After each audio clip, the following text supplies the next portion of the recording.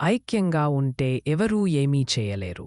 పక్షుల కిలకిలలు, కోళ్ల కూతలు, పచ్చని పంట పొలాలతో నిండిన ఒక ప్రశాంత గ్రామంలో రమేష్ అనే మంచి రైతు ఉండేవాడు.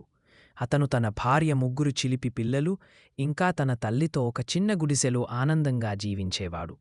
రమేష్ దగ్గర కొన్ని జంతువులు ఉన్నా అతనికి ఎంతో ఇష్టమైనవి 4 బలమైన నమ్మకమైన ఎద్దులు అవి. రాము, బాబు, చిన్ను, లాలు. ప్రతి ఉదయం ఆ ఎద్దులన్నీ కలసి కష్టపడి పొలం దున్నడంలో రమేష్కు సహాయం చేస్తూ ఉండేవి. ప్రతి సాయంత్రం ఎద్దులు పెద్ద పచ్చిక మైదానానికి వెళ్లి మృదువైన గడ్డిని ఆనందంగా తింటూ ఆడుకునేవి. ఒకరోజు ఎద్దులు గడ్డి తింటూ ఉండగా ఆకాశంలో ఒక పెద్ద గద్ద భయంకరంగా పెరుగుతూ ఉందని గమనించాయి.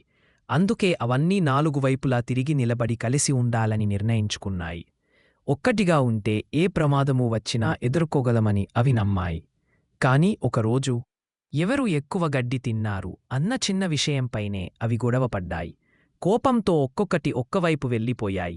దూరం నుంచి చూసిన ఒక సింహం, ఇప్పుడు ఒక్కొక్కటిని సులభంగా దాడి చేయగలను అని అనుకుంది.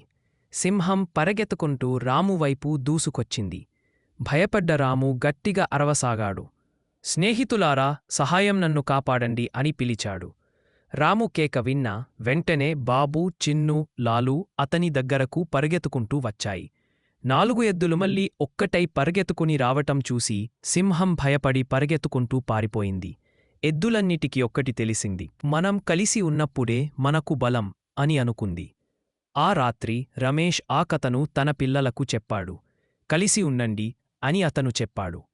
పిల్లలు ఒకరినొకరు కౌగిలించుకుని క్షమాపణ చెప్పుకుని మనం ఎప్పుడూ కలిసి స్నేహంగా ఉండాలి అని అన్నారు.